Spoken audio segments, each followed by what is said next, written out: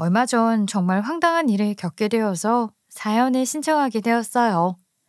인생이 생각대로는 되지 않는다더니 순탄한 줄 알았던 제 인생에도 예상을 뛰어넘는 문제가 발생하기도 하더라고요. 그게 식구들에 의한 일이라니 당황스러울 따름이죠. 저희 부부는 음식점을 운영하고 있는데 우연한 기회에 가게가 TV에 소개가 되었어요. 그 이후 손님들이 정말 많아져서 오픈 시간부터 마감 시간까지 정신이 하나도 없었죠. TV를 보고 온 손님들이라 한번 몰려들고 다시 뜸해질 줄 알았는데 몇 개월째 손님들이 계속 밀려드는 것이었어요. 원래는 우리 부부랑 직원 2명이 같이 일했는데 손님이 너무 많아져서 직원을 3명이나 더 채용했어요. 몸이 정말 힘들었지만 이렇게 완전히 맛집으로 자리를 잡으려나 보다 싶더라고요. 그렇게 생각하니까 이 시기를 이겨내고 가게를 잘 정착시켜야지 하는 마음이 들었어요. 힘들었지만 남들에게는 오지 않는 기회가 우리에게 찾아온 것이라는 생각이 들어서 마음만은 기뻤어요. 여보, 그동안 우리가 열심히 살아온 게 이제서야 보답을 받나 봐. 우연하게 기회를 얻은 것이기는 하지만 이 기회를 잘 살려서 가게가 계속 잘 됐으면 좋겠어. 계속 잘 되게 하는 건 우리가 노력해서 해나갈 수 있는 부분이잖아? 어쨌든 이제야 수익이 좋아져서 한시름 놓겠어. 그래, 나도 가게 오픈하고 힘들었는데 지금은 그때보다 몸이 더 힘들지만 오히려 피로는 싹 날아간 기분이야. 가게를 오픈하는 게 내 꿈이었는데 이렇게 잘 되니 얼마나 기쁜지 몰라. 여보, 그동안 나랑 같이 가게 한다고 정말 고생 많았어. 고생은 당신이 했지. 그 긴 세월 요리 배우고 돈 모아서 가게 내느라 고생 많았어. 이건 다 당신 노력으로 이룬 거야. 그러니까 자신감 팍 가지고 가슴 펴고 다녀. 우리 여보 정말 최고야. 저희 부부는 매일 잠자리에 들기 전 이런 대화를 나누고는 했어요. 몸은 힘들어도 서로를 격려해가면서 할 만큼 매일이 보람찼어요. 다리도 아프고 손가락도 아팠지만 서로 파스도 붙여주고 마사지도 해가면서 가게를 운영했어요. 그렇게 어느 날도 가게 오픈 준비를 하고 있는데 밖에서 차가 급정거하는 소리가 들리더라고요. 끼익 하더니 와장창하고 무엇인가 박살나는 소리가 들리는 것이었어요. 저와 남편은 놀라서 밖으로 나가보았어요. 그러자 밖에는 놀랄만한 풍경이 벌어져 있었죠. 청소하느라 열어두었던 우리 가게 문으로 차가 한 대 돌진해서 앞에 세워둔 입간판과 함께 가게 문을 박살을 낸 것이었어요. 가게 문은 완전히 뜯겨나가 다시 쓸 수 없게 되었어요. 저와 남편은 당연히 놀라 입을 벌리고 살펴보고 있는데 차 안에서 어떤 여자들이 나와서 저희를 향해 소리를 고래고래 지르는 것이었어요. 야, 너희 돈 많이 벌어서 눈에 뵈는 게 없네? 너희 배만 불리면서 가족들은 나 몰라라 하는 거 아니야. 지금 당장 우리한테 1억씩 보내라. 양심이 있으면 그래야지. 안 그러면 더 쓴맛을 보게 될 줄 알아? 그래, 이것들이 말이야. 보자 하니까 아주 머리 꼭대기까지 올라앉아가지고 주제 파악을 못하지? 돈 벌고 나니까 너희가 뭐라도 된 것 같고 그래? 손윗 사람한테 감사 표시도 안 하는 것들은 그래봤자 하등한 인간들이야. 그래 안 그래? 차에서 나와 소리를 지르는 것은 남편의 시누이들이었어요. 시누이들은 가게 문과 입간판을 부숴버린 것은 안중에도 없는 듯 저와 남편을 향해 삿대질을 하면서 동네가 떠나가라 고래고래 소리를 질러댔어요. 저는 걱정이 되어서 남편 앞을 막아섰어요. 시누이들은 항상 남편에게 고압적으로 굴면서 남편을 못살게 굴어왔고 남편은 그런 시누이들에게 꼼짝을 못했기 때문이었어요. 그래서 남편이 부당한 일을 겪지 않게 하려고 제가 시누이들과 남편 사이를 막아서고는 했죠. 그렇게 시누이들의 때 아닌 공격을 막아내려고 하는데 시누이 한 명이 저한테 달려와서 냅다 제 뺨을 갈기더라고요. 제가 놀라서 뒤로 피한 덕분에 맞지는 않았어요. 하지만 남편이 그런 제 어깨를 잡고 저를 뒤로 세우더라고요. 그리고 시누이들에게 저벅저벅 걸어가는 것이었어요. 그러더니 남편은 저조차도 예상하지 못했던 행동을 하는 것이었어요. 짝 하고 남편은 다가가서 대뜸 시누이의 뺨을 날렸어요. 그러자 시누이 둘 다 얼이 빠져서 한 명은 뺨 한쪽을 붙잡고 다른 한 명은 남편을 보면서 어어 하고 소리만 낼 뿐 놀라서 말을 못하더라고요. 그 모습을 보더니 남편은 다른 시누이에게도 걸어가 짝 하고 뺨을 날렸어요. 그러자 시누이는 길바닥에 엉덩방아를 찧으며 넘어졌고 놀라서 아무 말도 못한 채 입만 떡 벌리고는 남편을 쳐다보는 것이었어요. 여기가 어디라고 찾아와서 제 아내를 때려요. 당장 사과하세요. 그동안 제가 누님들이 하는 대로 당하고만 있으니까 아주 우스워 보였죠. 나도 사람이에요. 이런 식으로 내 가게, 내 아내, 내 꿈을 무시하고 막대하는데 누님들을 더 이상 대접해줄 필요가 없다고 생각해요. 당장 일어나서 차 끌고 가세요. 그리고 우리 가게 문이랑 입간판 부셔먹은 거 돈으로 청구할 테니까 그렇게 알고요. 마음 같아서는 당장 경찰에 신고하고 싶은데 지금 당장 차 끌고 사라지면 신고는 안 할 테니까 다행으로 알고 어서 꺼지라고요. 남편이 이렇게 말하자 시누이들은 여전히 믿을 수 없는지 한참을 남편만 멍하니 보고 있더라고요. 그러다가 시누이들은 씩씩거리면서 엉거주춤 일어났어요. 그러더니 다시 한번 남편을 향해 화를 내는 것이었어요. 네가 감히 우리한테 이런 짓을 하고 무사할 줄 알아? 우리가 너를 상해로 경찰에 신고할 거야. 알겠어? 이게 아주 돈 벌더니만 기고만장해져서 누님들한테 기어오르네 아주. 신고요? 그러시든지요. 그러면 다 같이 사이좋게 경찰서로 가서 처벌받으면 되겠네요. 저는 상해로, 누님들은 상해랑 재물파손죄로. 그렇게 하고 싶으면 그러시든가요. 너 진짜 간이 배 밖으로 나왔구나. 이게 진짜? 너 돈 많아졌다고 유세 떠는 거야 뭐야? 네가 뭐가 그렇게 잘났어? 그래요. 돈 많아졌다고 유세 떠는 거예요. 그리고 지금 내 소중한 아내한테 손찌검을 했는데 내가 가만히 참고 있게 생겼어요. 그러니까 지금 당장 안 가면 또 어떻게 될지 몰라요. 당장 차 빼서 집으로 돌아가시라고요. 그러면서 남편이 위협적으로 다가서자 시누이들은 소리를 지르면서 누가 먼저랄 거 없이 꽁무니를 빼더라고요. 시누이들은 재빨리 차에 타더니 운전해서 달아나는 것이었어요. 그걸 보고 있던 제가 남편에게 가서 말했어요. 여보, 깜짝 놀랐어. 당신이 이렇게 대담하게 행동할 줄은 몰랐네. 그런데 시누이들 저렇게 그냥 보내도 괜찮은 거야? 여보, 어디 봐. 뺨은 좀 어때? 맞았어? 지금 누나들이 문제가 아니야. 당신이 맞을 뻔한 게 문제지. 많이 놀랐지? 미안해. 경찰에 신고할 걸 그랬나 봐.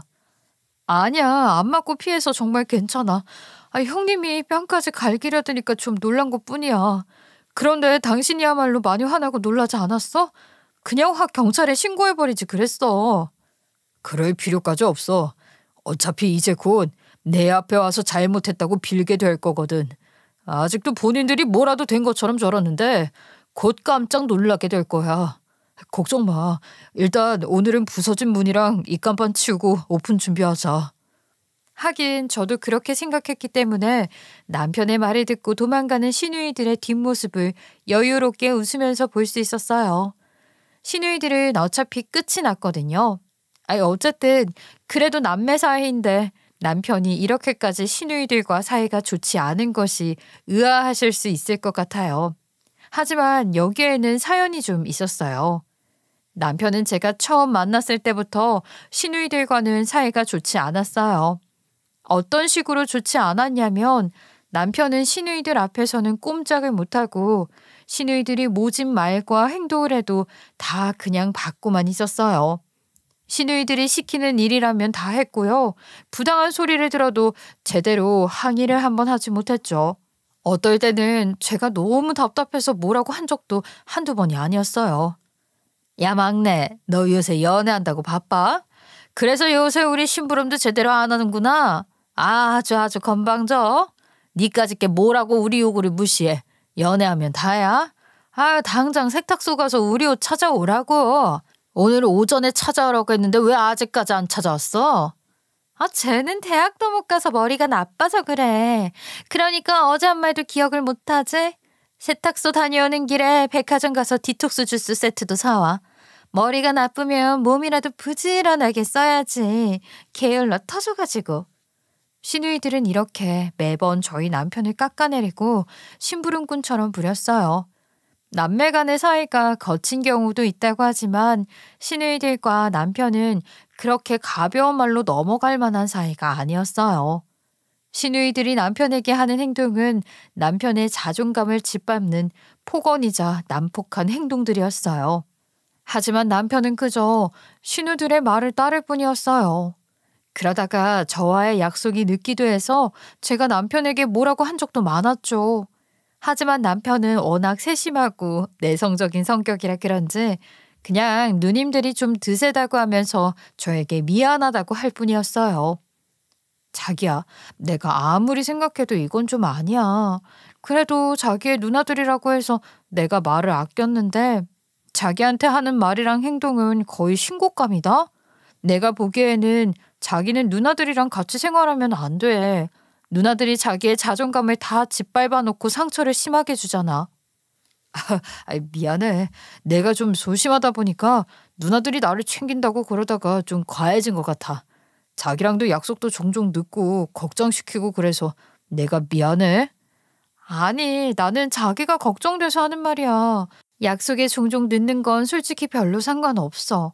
그보다 자기는 누나들한테 그런 말 듣는 거 정말 괜찮아? 말이 너무 심하잖아. 아무리 가족 사이라고 해도 누가 그런 식으로 말을 해?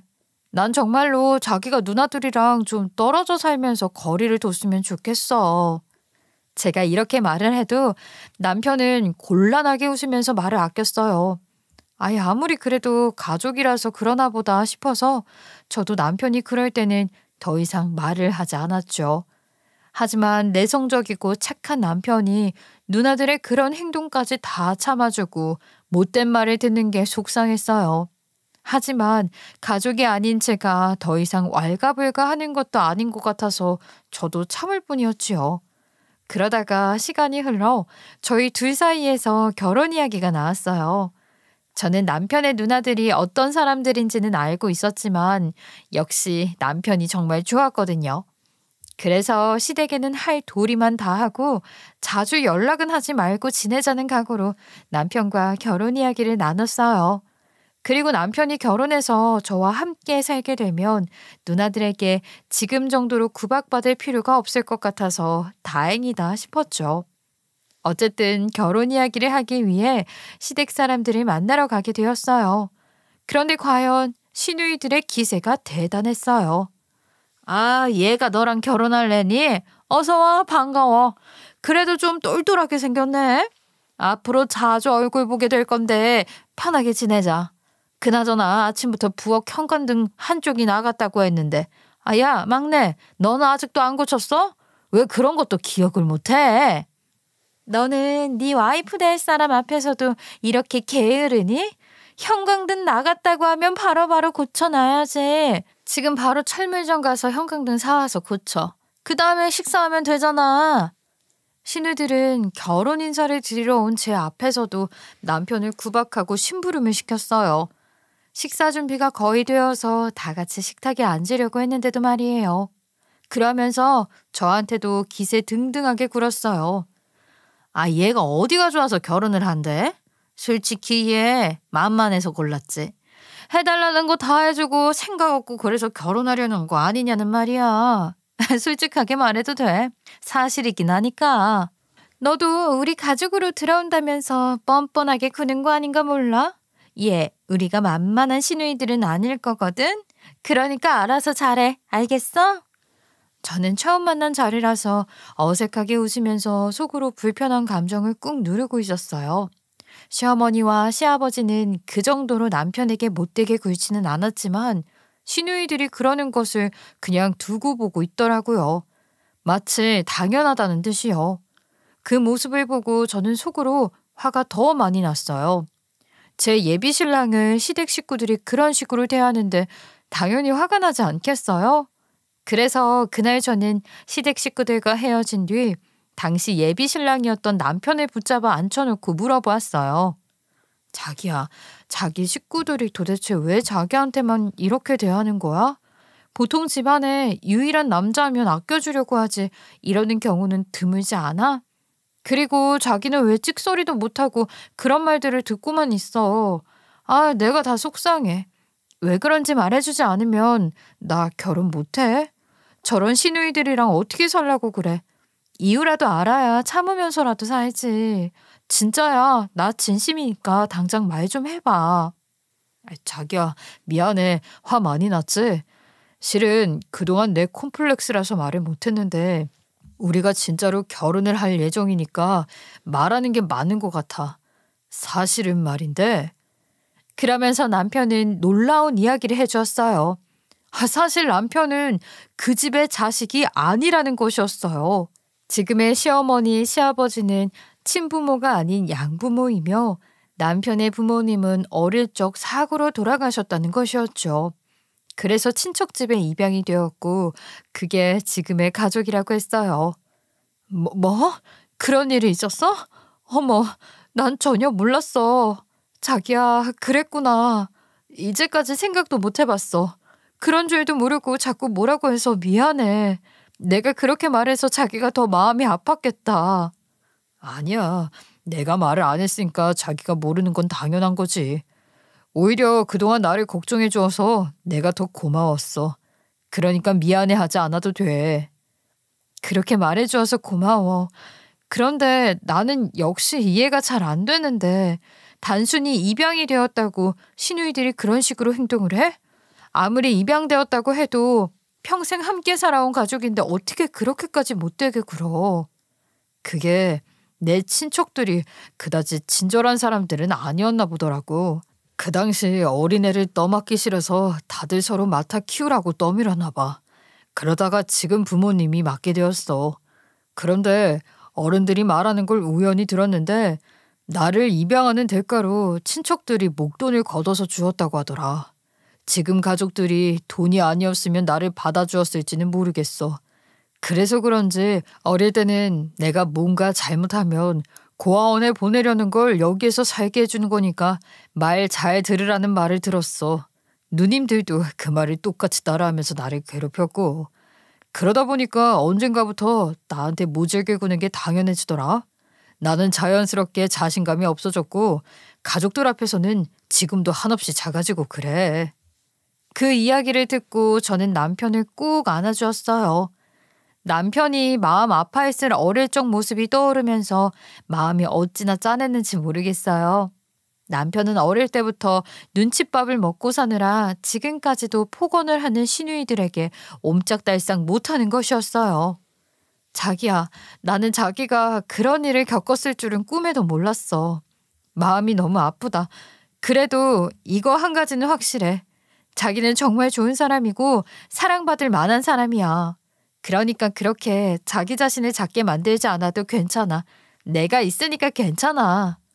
저는 남편과 더 많은 대화를 했고 역시 남편과 결혼하고 싶다고 생각했어요. 이렇게 착한 데다 혼자서 잘 버텨온 남편이 대단하기도 했고 역시 좋은 사람이라는 생각이 들었어요.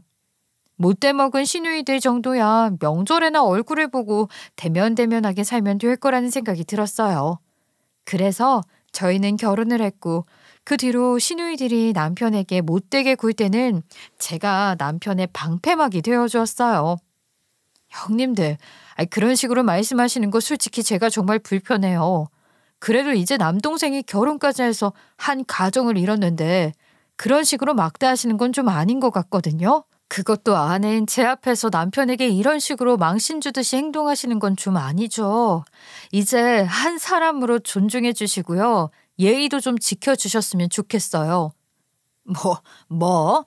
이게 벌써 함부로 입을 놀리네.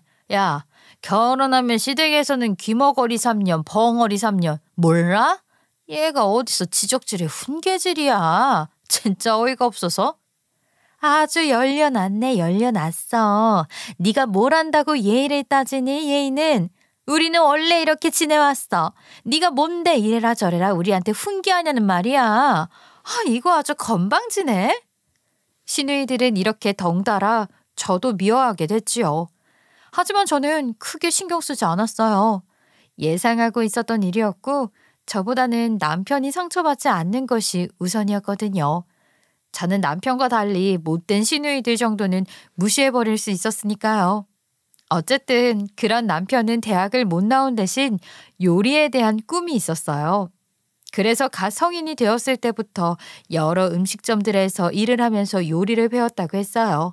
또 돈을 모아 학원을 다니면서 요리를 배우기도 했다고 하더라고요. 남편에게 조리학과로 진학할 생각이 없었는지 물어보니까 남편이 이렇게 말했어요. 실은 대학 등록금을 부모님이 도와주지 않아서 대학에 가는 건 일찍 포기했어. 그래서 빨리 식당에 취업을 해서 요리를 배웠던 거야. 고급 교육을 못 받아서 나도 아쉽기는 한데 그래도 계속 요리하고 싶어. 여보, 그랬구나. 그런 줄도 몰랐네. 그런데 대학이 무슨 상관이야? 여보는 정말 많이 노력해왔잖아. 그래서 요리 하나는 정말 기가 차게 할 줄 알잖아. 나는 여보야가 해주는 요리가 제일 맛있어. 그러니까 자신을 가져. 그렇게 계속 노력해온 건 정말 멋있는 일이야. 그런 남편의 꿈은 자신의 가게를 내는 것이었어요. 일을 시작할 당시부터 그것이 꿈이었다고 했죠. 남편이 이미 알뜰하게 돈을 많이 모아두었지만 가게를 내기에는 아직 부족했어요. 그래서 우리 부부는 결혼을 한 뒤에도 아끼고 또 아껴서 가게를 낼 돈을 모았어요. 6년이 넘게 돈을 모은 뒤 마침내 가게를 낼 만한 돈이 되었죠. 그렇게 저와 남편은 가게를 내게 되었어요. 처음으로 낸 가게였지만 음식점에서 일한 경력만 10년이 넘는 남편은 원래 했던 일인 것처럼 가게를 능숙하게 운영했어요. 한식 퓨전 음식을 했는데 남편이 손맛이 좋아서 동네에서 맛집으로 소문이 나기 시작했어요. 주말이면 웨이팅이 길어서 정신없이 일을 해야 할 정도였죠. 그러다가 아까 앞에서도 말했듯이 우연한 기회에 한 연예인이 개인 채널에 우리 가게가 맛집이라면서 소개를 했다더라고요. 그러자 그 뒤에 TV 프로그램에서 섭외가 들어왔어요. 그래서 방송을 타게 되었는데 그렇게 완전히 빵 뜨게 된 것이었죠. 그래서 저희는 몇 개월 만에 가게를 낼 때 들어갔던 투자금을 회수했어요. 그때 남편과 저는 서로 손을 맞잡고 얼마나 좋아했는지 몰라요. 그리고 투자금을 완전히 회수한 다음 달에 남편이 한참 고민을 한 듯이 이렇게 이야기를 하더라고요. 여보, 나 그동안 돈 벌면 꼭 하고 싶었던 일이 있었어. 저번 달에 우리 투자금 모두 회수했잖아. 그래서 여보한테 물어보는 것인데 한두 달 정도 수익금을 모아서 고아원에 기부해도 될까? 어릴 때부터 생각했는데 고아원에 있는 애들도 나랑 비슷한 상처를 받았겠지 싶어서. 나중에 내가 돈 많이 벌면 꼭 고아원에 기부를 하고 싶었거든. 그래도 괜찮을까? 여보, 당신은 어쩜 그렇게 마음씨가 고와? 솔직히 말해서 나는 이제 돈이 좀 벌리니까 다음 달부터 편히 살려나 보다 생각하고 있기는 했어. 하지만 당신 말대로 한두 달 정도 조금 더 고생하면서 수익을 모아서 기부할 수 있지? 당신이 꼭 하고 싶었던 일이라면 그렇게 해. 우리 가게도 당신이 일군 거나 다름이 없고 나도 그런 좋은 일이라면 같이 하고 싶어. 정말 고마워. 내가 어떻게 당신 같은 사람을 만났는지 모르겠어. 우리 가게는 나 혼자 일군 거 아니야. 당신이 없었다면 이렇게 할 수 없었을 거야. 정말 고마워, 여보. 시누이들이 아무리 괴롭혀도 눈물 한 번 흘린 적이 없는 남편이 그때는 기뻐서 눈물을 보이더라고요. 그 모습을 보자 저도 진심으로 기뻤어요. 그래서 우리는 근처 고아원에 2달치 수익을 모아 기부를 했어요. 몇 천만 원 정도의 금액이었고 어떻게 보면 억대의 큰 금액은 아닐지 몰라도 우리 부부 입장에서는 의미 있는 일이었어요. 그런데 기부할 때 고아원에 어떤 기자분이 취재를 위해 와 계셨거든요. 그런데 저희를 보더니 좋은 일 하시는데 꼭 사진을 찍고 싶다고 하시더라고요. 그래서 쑥스럽지만 사진을 찍었더니 그게 또 기사화가 된 것이었어요. 작은 기사여서 발견하기도 어려운 기사였지만 누구에게 보여주려고 한 일은 절대 아니었지만 저와 남편은 둘이서 기사를 보며 뿌듯한 마음을 갖기도 했지요. 하지만 이걸 시누이들은 어떻게 알았는지 그 기사를 봤나 봐요. 그러더니 저희한테 연락을 해온 것이었어요. 야, 기사 봤어? 너희 TV에 나와서 장사 잘 되더니 아주 살판났나 보더라. 본인들 입에 풀칠하는 걸 넘어서 남의 입까지 걱정해주고. 대단하네. 그런데 그렇게 장사가 잘 되는데 어떻게 시댁에는 한 번에 돈을 안 보내냐? 아주 싸가지들이 없어요. 그러게, 당장 돈 들고 와. 우리가 그동안 고 하나 다름없는 너 키워줬잖아. 먹여주고 입혀줬으면 보답을 해야 사람이지. 안 그래? 그간 너한테 투자한 거 갚는다 생각하고 한 1억 정도 가지고 와. 그게 맞지 않겠어? 시누이들의 이런 말을 듣고 남편이 쩔쩔 매고 있어서 제가 전화를 낚아채서 말했어요. 형님들, 저희한테 맡겨둔 돈이라도 있으신가요? 뭐 이렇게 당당하세요? 1억이요? 1억이 뭐 부르면 나오는 건 줄 아세요? 저희도 이제 막 투자금 회수했고요. 남편의 꿈이었던 고아원 기부부터 하게 된 거예요. 그리고 이렇게 착한 남편을 그렇게 구박하고 말도 안 되는 소리를 해왔으면서 키워준 걸 갚으라고요. 나 진짜 어이가 없네요. 사람들이 못돼 먹어도 어쩜 이렇게 못돼 먹었어요. 저희 남편은 그간 상처받은 거 내색하지도 않았고요. 형님들이 해달라는 대로 다 해줬잖아요. 그것만으로도 빚은 다 갚은 거예요. 그러니까 이런 말도 안 되는 소리 다시는 하지 마세요. 아시겠어요? 그리고 저는 전화를 뚝 끊어버렸어요. 그럴 만도 했어요. 뭐 이런 사람들이 다 있는지. 동생이 돈을 버니까 당연하게 1억을 요구하는 건 이해가 어려울 정도였어요. 정말 가능한 한 연을 끊고 싶은 마음이었어요.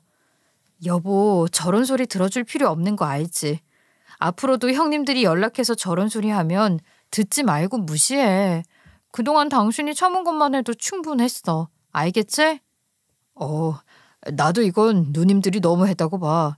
당신 말이 맞지. 내가 자존감이 부족해서 솔직히 그동안 너무 끌려다녔지. 아직도 내 마음이 충분히 강하지는 않지만 당신 말 들을게. 걱정하지 마. 이런 일이 있고 난 후 시누이들이 차를 끌고 와 가게를 박살낸 것이었어요. 설마 이렇게까지 상식 밖의 행동을 할 줄은 정말로 몰랐죠. 그런데 어쩐 일인지 그동안 시누이들 앞에서는 소극적이었던 남편이 제 앞에서 나서서 시누이들의 뺨을 올린 것이었어요. 그렇게 시누이들을 내쫓고 나서 남편은 이렇게 말하더라고요. 이제는 정말 안 되겠다. 아무리 그래도 이런 짓까지 할 줄은 몰랐어. 나도 이제 슬슬 누님들이랑 연 끊고 살려고. 누님들 처단할 준비는 해뒀으니까 이제 실행에만 옮기면 되겠어. 그렇게 말하고 남편은 어딘가에 연락을 했어요. 사실 그간 남편은 시누이들과 연을 확실하게 끊을 준비를 하고 있었거든요. 제가 그것을 알게 된 지는 얼마 지나지 않았어요. 어느 날 남편이 시누이들과 입씨름을 하는 저를 지켜보더니 가게 마감 후에 저를 불러서 이렇게 말하는 것이었어요. 여보, 나도 오래 생각해봤는데 당신이 나를 위해서 항상 누님들과 싸워줬잖아. 그게 미안해서라도 그리고 나 자신이 스스로 당당해지기 위해서라도 누님들이랑 관계를 끊으려고 해. 내가 이런 생각을 할 수 있게 된 건 당신과 함께하면서 내 상처가 많이 나은 덕분이야. 그리고 이유가 한 가지 더 있어. 사실은 얼마 전에 예전 매형들이 찾아왔었거든. 남편은 그러면서 놀라운 이야기를 해주었어요. 사실 시누이들은 지금 둘 다 이혼 과정에 있었거든요. 집에서 가정교육을 어떻게 받은 것인지 시누이들은 둘 다 결혼 전에는 안 그런 척 하더니 결혼 후에는 본인들 남편에게 똑같이 못되게 굴었어요. 마치 여왕이라도 된 것처럼 시매부들을 부하처럼 부려먹더라고요. 여보, 저번에 세탁 맡긴 거 찾아왔어, 안 찾아왔어? 커피 소드는 얼른 다 재워서 가져오라고 했잖아. 나 오늘 입고 나가려고 했는데 안 가지고 왔어? 진짜 짜증나네. 내가 꼭 오늘까지 찾아오라고 했잖아. 그리고 시댁에 모일 때도 다른 친척들이 있는 앞에서 본인들 남편에게 망신을 주고는 했어요. 당신은 진짜 내 말이 말 같지 않아? 결혼 전에는 빠릿빠릿하더니 이제는 살찌고 나이 들어서 이러는 거야? 나이 먹으니까 진짜 쓸모가 없네. 이래서 결혼은 연하랑 하라고 그러나 봐. 제가 민망할 정도로 남들 앞에서 시매부들에게 이런 언행을 하니 시매부 본인들은 어땠겠어요? 어떨 때는 시매부들이 너무 안 되어 보여서 과일이라도 챙겨드리면서 살짝 위로를 건넬 때도 있었어요. 하여간 시누이들은 제 남편에게 그러는 것처럼 시매부들을 막대하고 무시를 했어요. 그것을 못 견딘 시매부들이 비슷한 시기에 이혼 소송을 진행했고, 그래서 시누이들은 둘 다 이혼 과정에 있었던 것이었어요. 그런데 얼마 전에 그 시매부 둘이 저희 남편을 찾아왔다는 것이었어요. 우리 남편은 성정이 착하다 보니 시매부들이랑도 친한 관계였는데, 시매부들이 남편에게 이혼 소송을 도와달라면서 찾아온 것이었죠. 저남, 그간 잘 지냈어? 장사가 잘 되는 것 같아서 보기가 좋네. 참 잘 됐어. 그럼요, 매형들. 그나저나 어떻게 지내셨어요? 심리적으로 많이 힘든 상황이실 텐데. 많이 힘드시죠? 좀 어떠세요? 괜찮으신가요? 아이, 그럭저럭 적응해 나가면서 살고 있어. 처음에는 충격이 이만저만이 아니었는데 살다 보니까 또 사라지더라. 그나마 다행이지. 그래도 좀 괜찮아 보이셔서 다행이에요. 그런데 오늘은 어쩐 일이세요? 저야 오랜만에 뵈니까 반갑기는 한데. 그게 부탁이 하나 있어서 왔는데 처남이 곤란해할 수도 있겠지만 어쩌면 우리 부탁을 들어줄 수도 있겠다고 생각해서 말이야. 이야기 한번 들어줄 수 있어? 시매부들의 이야기는 이러했어요. 이혼 소송을 시작했는데 알고 보니까 시누이들은 숨겨둔 빚이 있었고 그것도 재산 분할해서 시매부들에게 주려고 한다는 것이었어요. 애초부터 꿍꿍이가 있었던 것이었죠. 그리고 시누이들이 자꾸 아이의 양육권을 가져가려고 했는데 그것에 대해 시매부들은 의문이라는 것이었어요. 평소에 아이들에게 큰 애정도 없어서 우리가 직접 이모님을 고용하고 혼자 아이들을 키우다시피 했거든. 그런데도 굳이 양육권을 가져가겠다고 하니 알 수가 없는 거야. 그래서 왜인지 물어보니까 두 자매가 똑같이 이렇게 이야기를 하더라. 이혼해서 내 재산 다 가져가고 나면 나는 뭐 먹고 살아?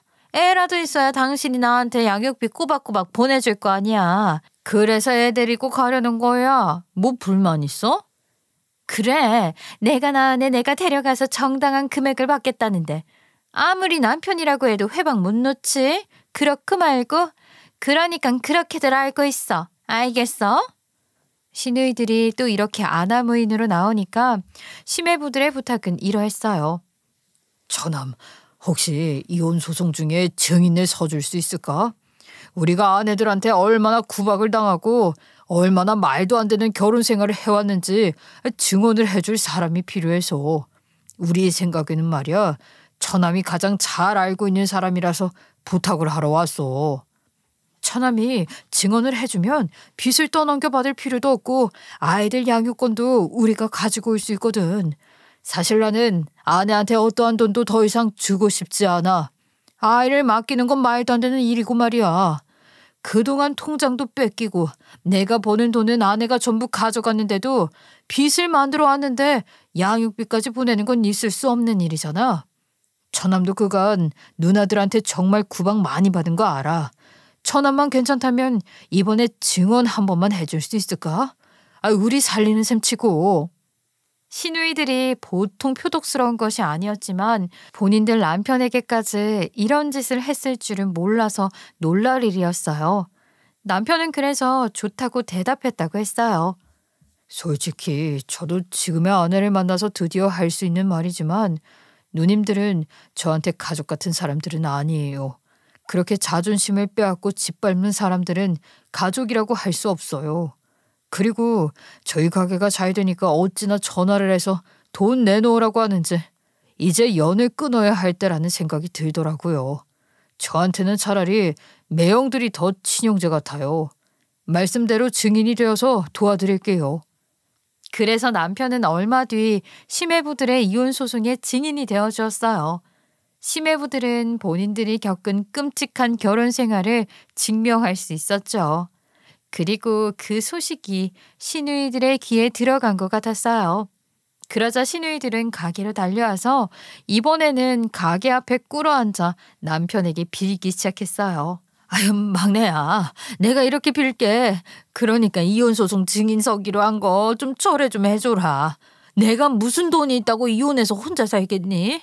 이러지 말고 큰 누나 살리는 셈 치고 내 말 좀 들어줘라. 어? 부탁 좀 할게. 그래, 얘 가족 좋다는 게 다 뭐겠어. 너도 우리가 너를 예뻐해서 그랬다는 거 알지?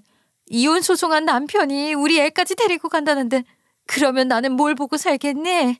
아, 나랑 언니 좀 살려줘라. 어? 그냥 증언만 취소하면 되잖아. 시누이들은 또 이렇게 본인들 입장만 생각하면서 남편에게 부탁을 했어요. 하지만 남편은 이제 예전의 남편이 아니었죠. 남편은 그런 시누이들을 보면서 아주 차갑게 말했어요. 이제 와서 이러면 일어난 일이 없던 일로 되나요?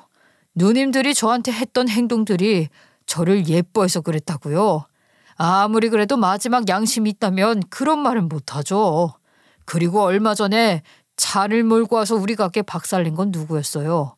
그러면서 저한테 이런 부탁을 하는 거예요? 예? 그래, 그건 정말 미안하다.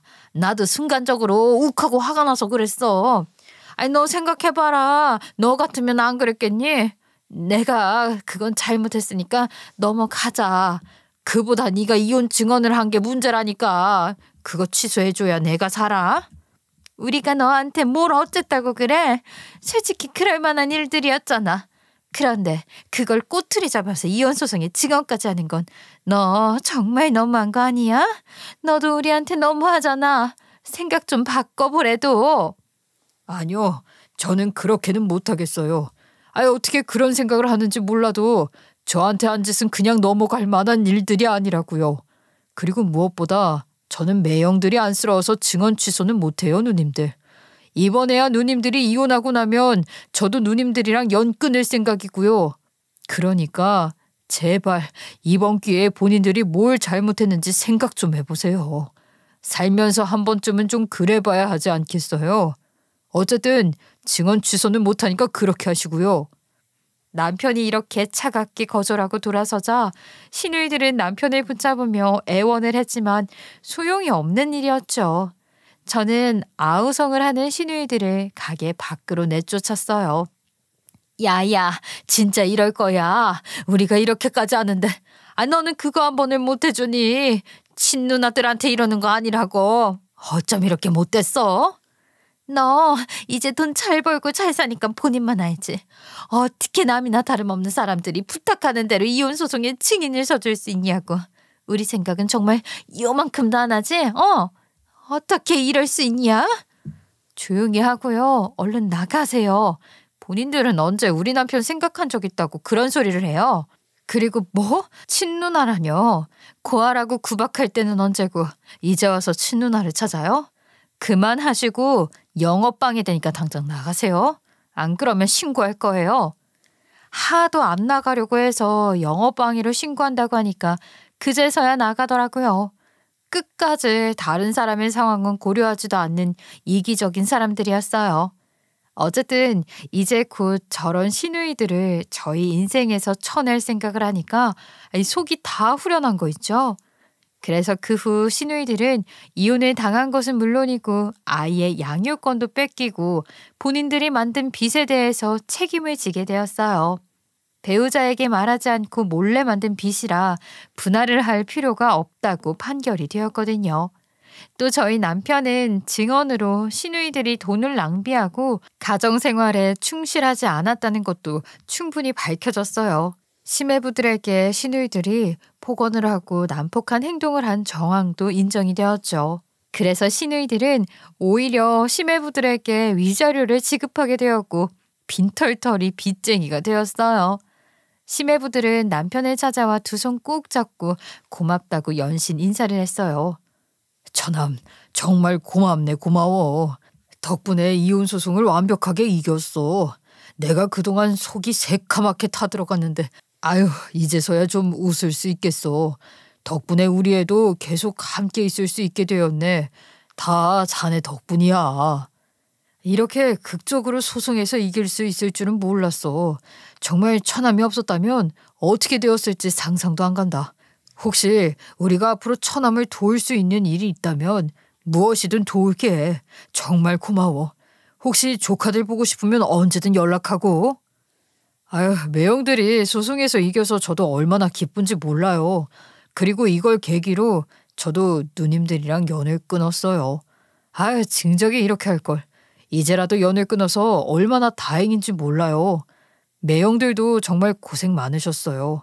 이제 다 잊고 조카들이랑 행복하게 사세요. 조카들 보고 싶을 것 같으니까 연락도 자주 드릴게요. 저희 가게에도 조카들이랑 놀러 오시고요. 이렇게 시원하게 시매부들의 이혼 소송은 마무리가 되었어요. 그리고 그 후 시부모님과도 연락을 할 일이 있었어요. 시누이들과는 연을 끊었지만 시부모님이랑은 연락을 주고받았거든요.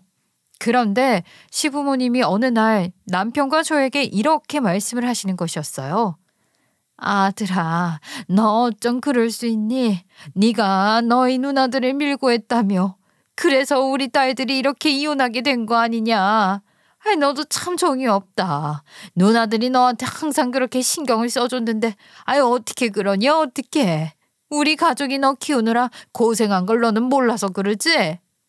며느리 너도 참 너다. 아니, 남편이 이런 행동을 하려고 하면 그 옳은 방향으로 조언을 하고 내조를 해야지.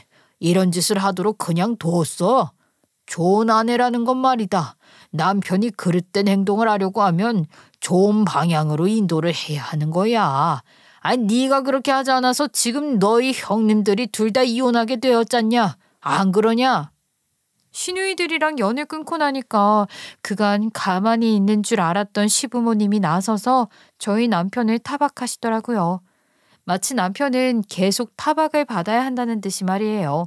아유, 가재는 개 편이라고. 시부모님도 시누이들 편만 드는데 참 기가 차더라고요. 저는 시부모님의 말을 듣고 확실하게 한마디 했어요. 어머님, 아버님, 저는 어머님, 아버님이나 형님들이 저희 남편의 가족이라고 생각하지는 않아요. 남편이 어릴 적부터 가족들 때문에 그렇게 힘들었는데 두 분은 남편에게 관심도 없으셨잖아요. 그런 게 제 가족이라고 할 수 있나요?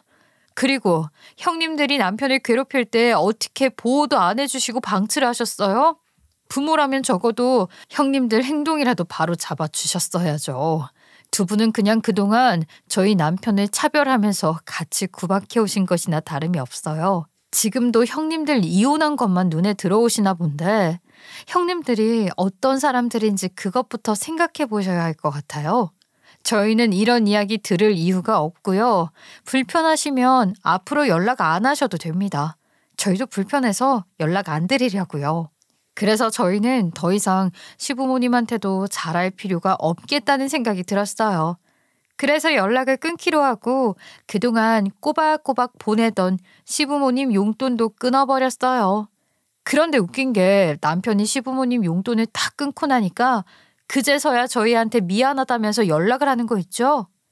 아들, 그런데 생각해보니까 우리끼리 얼굴 붉힐 필요는 없잖아. 너희 누나들이야 그렇다 쳐도 우리는 서로 연락하면서 지낼 수 있지. 안 그래? 엄마가 아들을 얼마나 아끼는데 섭섭하게 그러지 말고 우리끼리는 연락하고 지내자. 알겠지? 그래, 우리가 뭐 남이냐. 너희 누나들은 너희 누나들이고 우리는 그래도 천륜을 맺은 사이인데 계속 연락을 하고 지내야지. 안 그러냐? 시부모님이 이런 식으로 말하는데 너무나도 속이 보이더라고요. 용돈이 아쉬웠던 것이었겠죠. 그래서 남편이 한마디 했어요. 어머니, 그동안 저를 먹여주고 입혀주신 것은 감사해요. 그런데 저는 그간 보내드린 용돈만으로도 그 은혜는 갚은 것 같아요. 어머니가 저를 아낀다고 말씀하셨지만 그렇지 않다는 것을 어머니 스스로 아실 거예요. 저는 부모님과 누나들이 준 상처로 평생을 괴롭게 살았거든요. 그래서 이제는 제 쪽에서 부모님이랑 연락 주고받고 싶지가 않아요. 그러니 저랑 상관없이 건강하게 잘 사셨으면 좋겠고 앞으로는 연락드릴 일 없을 것 같아요. 이렇게 저희는 시부모님이랑도 연락 안 하고 살게 되었어요. 남편은 처음에는 마음이 무거운 것 같더니 얼마 후에는 가족들이랑 연락을 안 하니 마음이 편안해졌다고 이야기를 했어요. 전 그동안 고생이 많았다고 대답했죠. 남편이 시댁 식구들과 연을 끊어 얼마나 다행인지 모르겠어요. 아무리 가족이라고 해도 남편의 자존감을 깔아뭉갠 이런 사람들을 가족으로 생각할 필요는 없다고 생각해요. 그리고 이 글을 씀과 동시에 남편은 입양 파양 소송을 하기로 마음을 먹고 변호사까지 선임을 했어요. 이제는 호적으로까지 연을 끊으려고요. 변호사님 말로는 재판상 파양을 하기 위해서는 법에 정해진 파양 사유가 있다고 인정이 될 때 법원에서 파양 결정을 해주게 된다고 하는데 아무래도 긴긴 싸움이 될 거라고 하더라고요. 남편이 시댁 식구들에게 받은 부당한 대우들에 대한 증거부터 증인까지 소송에서 이기려면 정말 많은 자료가 필요하더라고요. 이렇게 확실하게 호적으로 연을 끊어야 막대 먹은 시댁 사람들에게 남편의 재산이나 남편이 시부모를 모셔야 하는 부양의 의무도 없어지기 때문이에요. 그래서 저는 앞으로 남편과 함께 이 힘든 싸움을 오랫동안 하려고 합니다. 안 그래도 얼마 전에는 또 임신이라는 좋은 소식이 생겼는데 뱃속에 있는 꼬물이를 위해서라도 기필코 이기리라 다짐하고 있어요. 여러분들도 많은 응원의 말씀 남겨주세요. 저희는 서로에게 소중하다는 것을 알고 행복을 주는 가족을 꾸릴 거고 앞으로도 가게를 잘 운영해 나가면서 마음씨 착한 남편과 잘 살아가려고 합니다. 여러분도 항상 행복하시기를 바랄게요. 제 사연 들어주셔서 감사합니다.